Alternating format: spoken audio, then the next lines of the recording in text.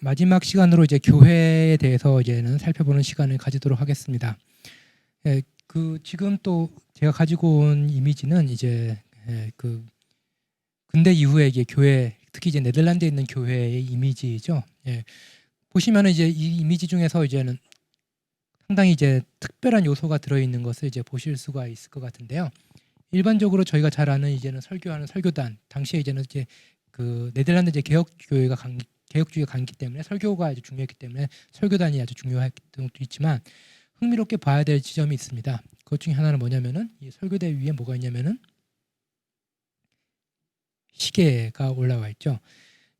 그 옛날 같은 경우는 중세 때까지만 해도 교회 시계가 어디냐면 교회 밖에 주로 있었습니다. 교회 밖에 주로 있었고 해시계가 있었고요. 그래서 사람들에게, 그 마을 사람들에게 시계 그 시간을 알려주는 역할도 했지만, 또 동시에 청각을 통해서 종을 쳤죠, 항상. 그래서 교회가 종을 쳐서 울리는 시간이라는 그 틀 속에 사람들의 삶이 들어와 있다라고까지도 이제 얘기를 할 수 있는 게 중세 때 교회와 시간의 관계입니다. 근데 이 그림이 상징적으로 보여주는 거는, 이때 당시에 이제는 이 그림을 그릴 때는 의식을 안 했을지 모르겠지만 시계가 교회 안에 들어와 있죠. 교회 안에 들어와 있다는 건 뭐냐면은 해시계가 아니라는 거잖아요. 기계 장치로 움직이는 시계라는 의미가 됩니다. 기계 장치로 움직이는 시계라는 건 뭐냐면은 그 자연의 섭리와 상관없이, 그 해 방향과 상관없이, 자연 움직임과 상관없이 시간을 알 수가 있다라는 거죠. 즉 이전에는 교회가 뭐냐면은 그 사람들의 삶에 있어서 그 시간이란 것을 통해 가지고 사람들의 삶을 이제 인도하고 규율해 주는 역할을 했다면은, 이제는 기계 장치로 움직이는 시계가 교회 안에 들어와 있다. 즉 시대 정신이 변화하는 것을 잘 보여주는 그런 상징적인 이미지이기도 합니다. 그렇기 때문에 이전까지 교회는 아시다시피 특히 이제 유럽에서 모든 사람들의 삶의 기준이 되기도 했고, 삶의 터전이 되기도 했고, 그리고 태어날 때부터 죽을 때까지 삶 전체를 이제는 케어했던 역할을 했다면은, 이제는 왠지 그 역할이 바뀌어가지고 이 세태의 흐름, 시대의 흐름이 있고 교회가 거기에 끝없이 맞춰가려고 노력하는 형태로 이 패러다임이 변해 있는 시대가 아닌가라고 생각하고요. 이것을 이제는 시간이란 것을 통해서도 이제 볼 수가 있게 됩니다. 그러면은 저희는 이제 오늘날의 교회는 어떤 교회인가? 우리가 어떤 식으로 이제 교회를 이해하고, 교회 속에서 우리가 또 생활을 해야 되고, 또 이제 목회자들은 교회를 이제 목회해야 되는가라는 이제 중대한 질문이 있게 됩니다. 단순히 과거를 반복한다고 되는가? 그건 또 아니지만, 또 과거를 무시한다고 되는가? 그것도 아닌 것이 오늘날 우리가 처해 있는 현실이다라고도 할 수가 있겠습니다. 이전까지 교회를 이제 이해하는데 가장 중요한 그 키워드 중에 하나가 뭐냐면은, 북아프리카의 유명한 이제 그 교회 행정가, 이제 신학자였죠. 키프리아누스가 말했던 교회밖에는 구원이 없다라는 이 한 문장입니다. 교회밖에는 구원이 없다라는 이 표현이 이제 아주 교회 외에는 정말로 다른 종교에는 구원이 없다는 배타주의로도 갈 수도 있는 그런 표현이지만, 아시다시피 2차 바티칸 공의회 이후로 이 카톨릭 교회가 이 타종교에 대한 태도를 상당히 많이 완화시킨 것은 다 아시고 계실 텐데요. 그럼에도 불구하고 이 표현을 바꾸지는 않습니다. 그 표현의 의미를 새롭게 재발견하려고 그러는 거죠. 그러면 왜 교회밖에는 구원이 없냐라고 했을 때 제일 중요한 이유는, 교회는 성사가 있기 때문에, 성례가 있기 때문에 그렇다라는 겁니다.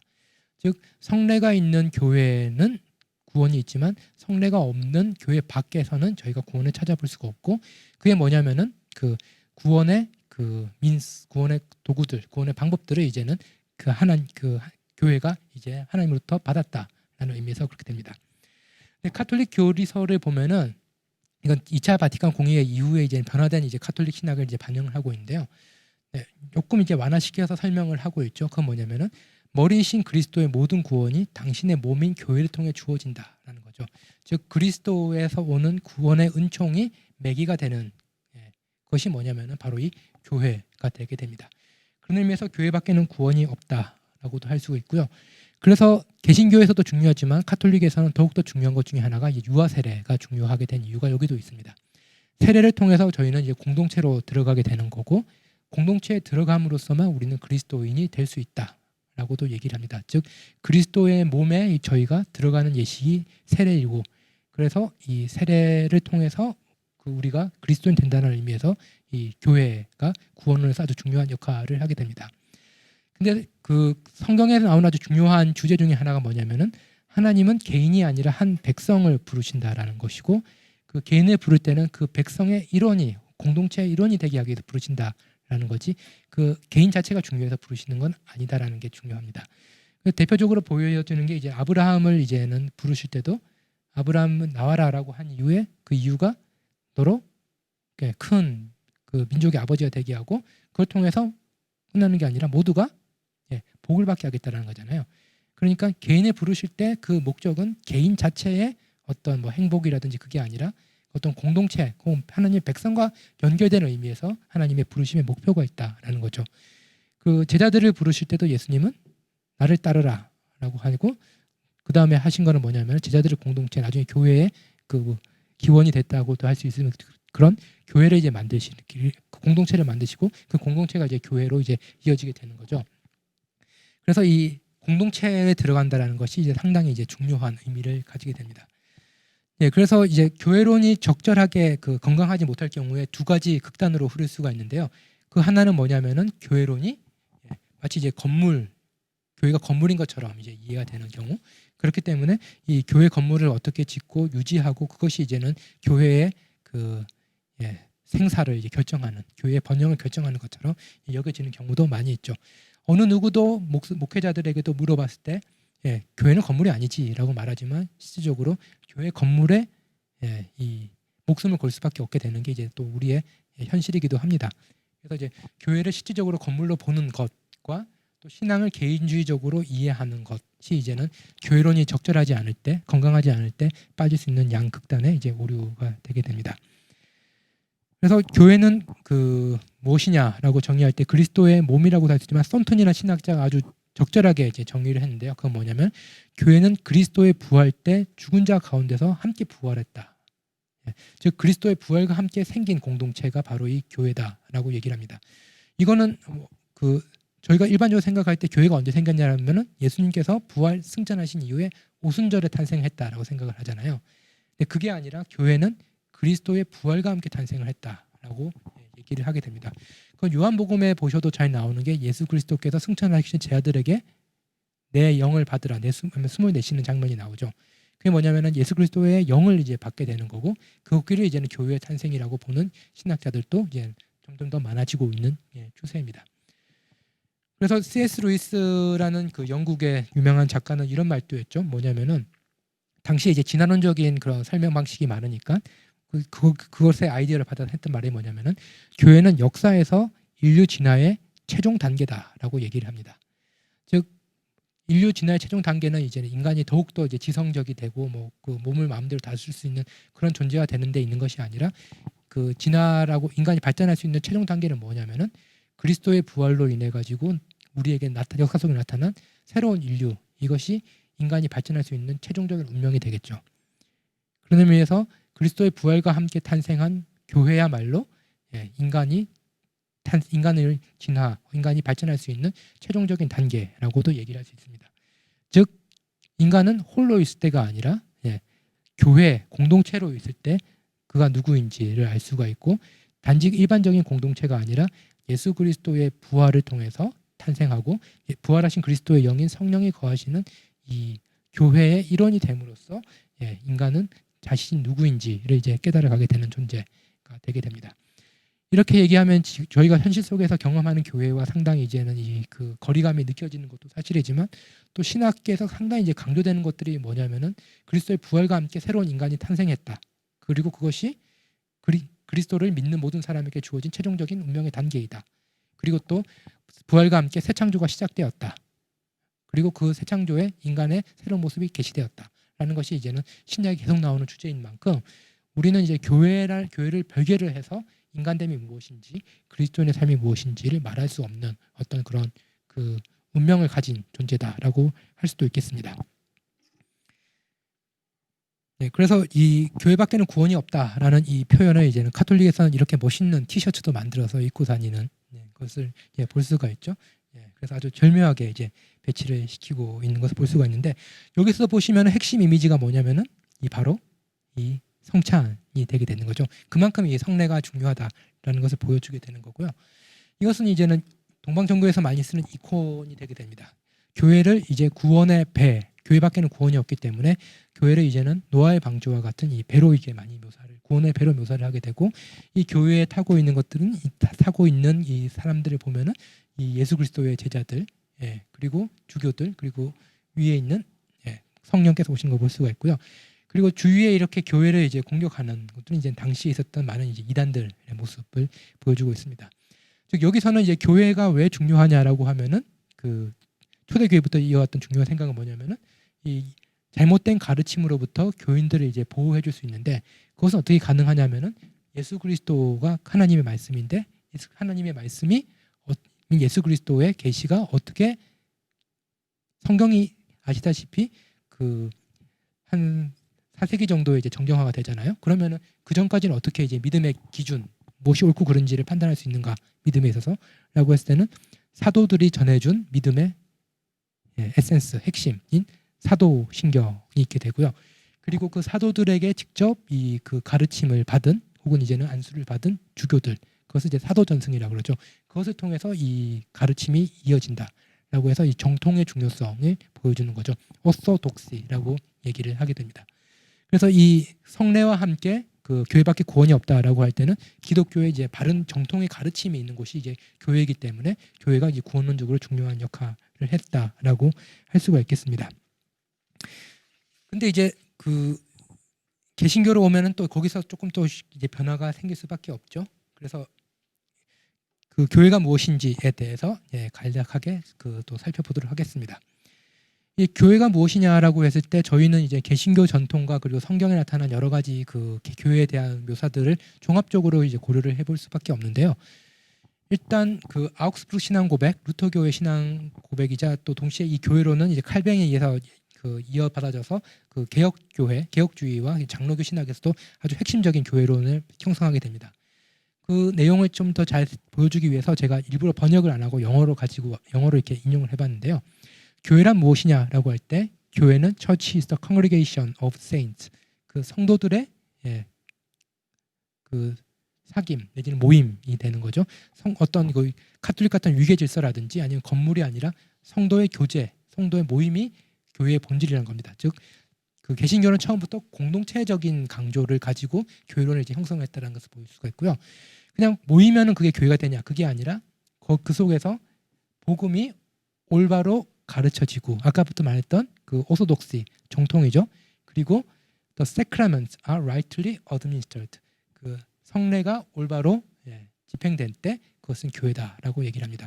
즉 성도의 공동체인데 그 공동체는 복음을 바로 선포를 하고 성례전을 올바로 집행을 해야 된다라는 거죠. 여기서 거꾸로 얘기를 하면은 중세 로마 카톨릭은 성도의 교제가 아니라 어떤 위계 질서로 봤기 때문에 이제는 반대를 했던 거고 그리고 가스펠 복음이 올바로 선포를 되기 위해서 성경에 기초를 하는 게 아니라 성경과 전통이라는 이중 근원을 썼기 때문에 또 중세 카톨릭이 문제가 됐고 성례가 올바로 집행돼야 되는데 예수 그리스도께서 직접 그 제정하신 세례와 성찬 이외에 5가지가 더 있는 칠성례를 했기 때문에 올바로 그 집행되지 않았죠. 이 짧은 문장 안에서 카톨릭 교회와 이제 개신교회가 구분되는 지점들을 잘 요약해서 묘사를 해주고 있습니다. 그렇지만 그 중요한 것 중에 하나는 뭐냐면은 이제는 그 교회가 교회될 수 있는 거는 그 안에서 이제 성령이 활동을 하시기 때문에 그렇죠. 그리고 그 성령은 구약에서부터 계셨던 성령이기도 하지만 더 구체화된 것은 뭐냐면은 부활한 그리스도의 영이라는 그 성령의 활동이 되시고요. 그런 의미에서 그 교회는 그리스도의 사역을 그리스도의 영인 성령이 계셨기 때문에 그리스도의 사역을 역사 속에서 계속하는 현실화하는 역할 사명을 가지고 있다라고도 할 수가 있겠습니다. 그래서 어떤 그 신학자들은 그 옛날부터 많이 쓰였던 그 표현이 있죠. 그리스도께서 선포하신 것은 하나님 나라였는데 정작 도래한 것은 교회였다라고 얘기를 했는데 이 표현을 또 저희가 또 그 조금 더 이제 강조를 해서 반대편으로 또 강조해서 볼 게 뭐냐면은 교회는 그리스도의 영인 성령의 역사하시는 곳이기 때문에 교회는 그리스도께서 하셨던 1세기에서 팔레스타인 사역을 지금 역사 속에서 구체화된 다양화된 형태로 반복하는 역할을 가지고 있다라고 할 수도 있겠습니다. 그리고 이제는 교회에서 상당히 중요한 것 중에 하나는 뭐냐면은 이제 그 단지 사람들이 모여 있는 게 아니라 신앙을 가진 사람들의 모임이죠. 그래서 신앙이란 것은 하나님과 우리의 관계도 되지만 또 신앙은 또 동시에 그 수평적인 관계도 새롭게 형성을 하게 됩니다. 그래서 신앙은 공동체적인 실존을 새롭게 형성을 하게 되고요. 그런 의미에서 신앙이 있기 때문에 우리는 또 교회가 형성이 될 수 있다라고 할 수 있겠습니다. 그리고 또 중요하게 성경에서 얘기하는 건 뭐냐면 이스라엘 역사이죠. 그래서 이스라엘 역사는 그 이스라엘과 이전에는 교회 사이의 연속성을 이제 상당히 약화시켜서 불연속적으로 많이 보곤 했고 이스라엘의 사명이 교회로 대체됐다라고 하지만 사실 그리스도가 유대인이었고 그리스도는 그 이스라엘의 그 메시아에 대한 대망 속에서 태어나셨고 그 기대 그 희망과 기대 속에서 예수 그리스도께서 활동하셨기 때문에 이스라엘 역사는 교회의 전 맥락을 형성해 준다라고 해도 과언이 아닙니다. 그래서 그 이스라엘의 역사 역시 상당히 중요한 그 교회의 기초가 되고요. 조금 더 이제 이스라엘 역사의 신학적 의미를 설명을 드리면은 이스라엘을 그 형성이 됐을 때 신앙 공동체로 이스라엘 형성됐을 때 아브라함의 부르심 그 이후에 이제 모세를 통한 계약 그 다음에 그 이후에 예언자들을 통해 가지고 이스라엘이 어떤 공동체인지 신앙 공동체인지 하나님께서 계속 말씀을 해주시고 계시잖아요. 그 중에 하나가 뭐냐면 이스라엘은 그 이방의 빛이라는 그런 중요한 이스라엘 역사를 이제 그렇게까지도 볼 수가 있게 되는 거죠. 그건 뭐를 의미하냐면은 하나님과 인간 사이에 그 골이 있잖아요. 넘을 수 없는 틈이 있는데 그것을 넘기 위해서는 누군가가 중재 역할을 해줄 필요가 있는데 그때 쓰였던 게 이제 이스라엘의 역사가 됩니다.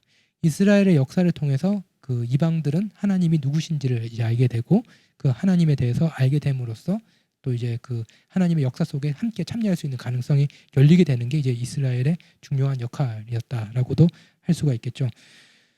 그런데 이제는 그 중요하게 또 볼 수 있게 뭐냐면은 이스라엘은 그래서 그 하나님과 인간 사이를 이제 혹은 이제 인류 사이를 중재하기 위해서 독특한 의미에서의 그 역할을 하는 사람들이 필요하다라는 것을 이제 역사 속에서 배우게 되고 실질적으로 그것을 현실화하게 됩니다. 그게 뭐냐면은 메시아라고 불리는 다른 말로 하면은 기름 부음을 받는 새 직분이 되게 됩니다. 새 직분이 뭐냐면은 그 구약에 보면은 뭐 여러 가지로 이제 하나님의 부름을 받는 사람이 있지만 특별히 이제는 기름을 부음 받는 사람이 있잖아요. 메시아 나중에 그리스도는 그리스도가 되는데 그게 왕, 예언자 그리고 제사장이죠. 그것을 이제는 신약에서 보면은 왕, 예언자, 제사장을 다 예수 그리스도를 이해하는 키워드로 삼고 있는 것을 보실 수가 있죠.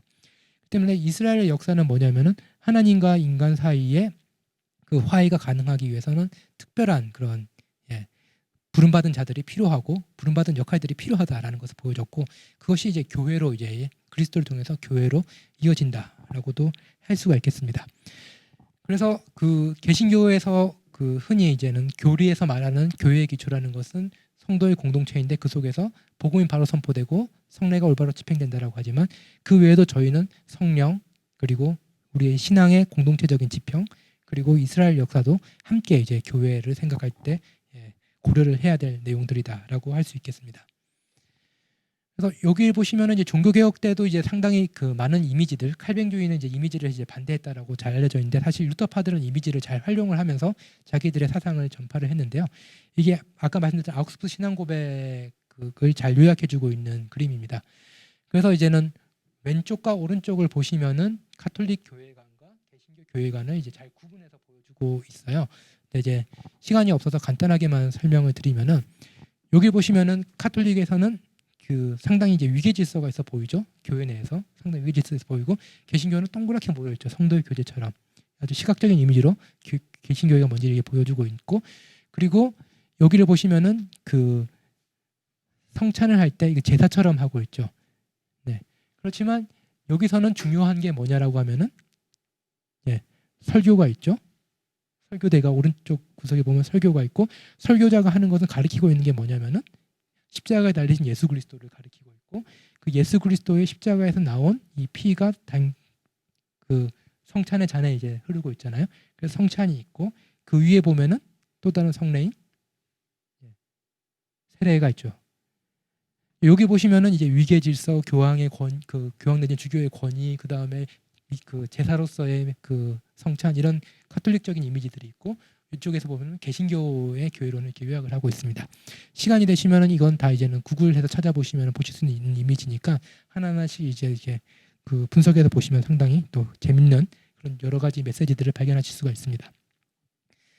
예, 근데 가장 중요한 건 뭐냐면은 그 아까 제가 말씀드렸듯이 이제는 그 여러 가지 교회의 기초라고 할 수 있는 것들을 교회 전통이나 성경에서 발견할 수 있는데 제일 중요한 것은 뭐냐라고 하면은 예수 그리스도라고 할 수 있습니다.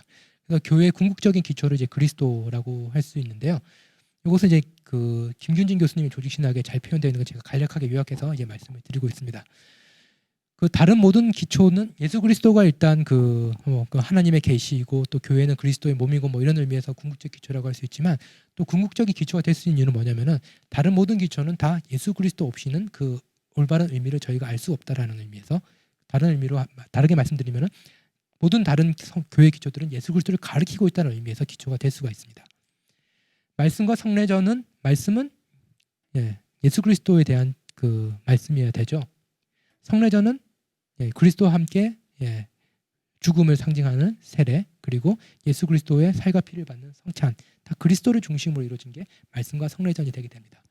그리고 성령이라는 것은 일반적인 의미에서 그 모호한 그런 그 초자연적인 영 혹은 구약에 나와 있는 예언자의 영 거기 그치는 게 아니라 교회에 계시는 성령께서는 부활하신 그리스도의 영이 되시는 거죠.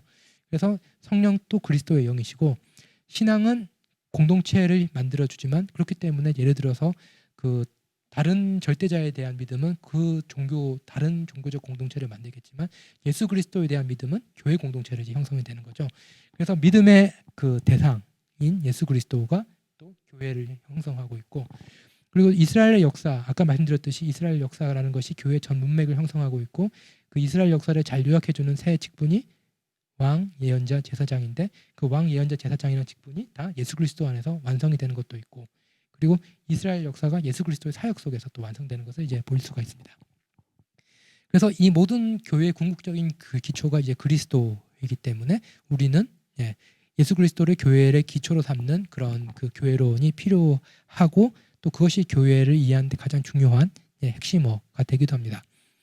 그래서 그 이때까지 이제는 종교개혁 이후로 이제는 교회의 기초가 무엇인가라고 할 때 제일 많이 쓰였던 언어가 이제 뭐 복음 말씀이 올바로 선포되고 성례전이 바로 집행되고라고 했다가 이 19세기 넘어오면서 20세기 넘어오면서는 교회의 기초라고 할 때 제일 중요하게 말을 많이 했던 게 예수 그리스도가 교회의 기초다라고 얘기를 하는 거죠. 이것은 상당히 또 중요하지만 또 동시에 예수 그리스도가 사셨던 지상에서의 삶을 교회가 반복을 하려는 또 그런 또 교회의 또 새로운 사명을 또 전달을 해줬죠. 그래서 단순히 믿고 구원받게 하는 개인의 영적 구원이 아니라 예수 그리스도가 하셨듯이 가난한 자들이 찾아가고 먹이고 치유하고 이 모든 것들이 이제 교회의 중요한 사명이라는 것을 재확인시켜주는 역할을 했던 그런 교회론적인 발견이기도 합니다.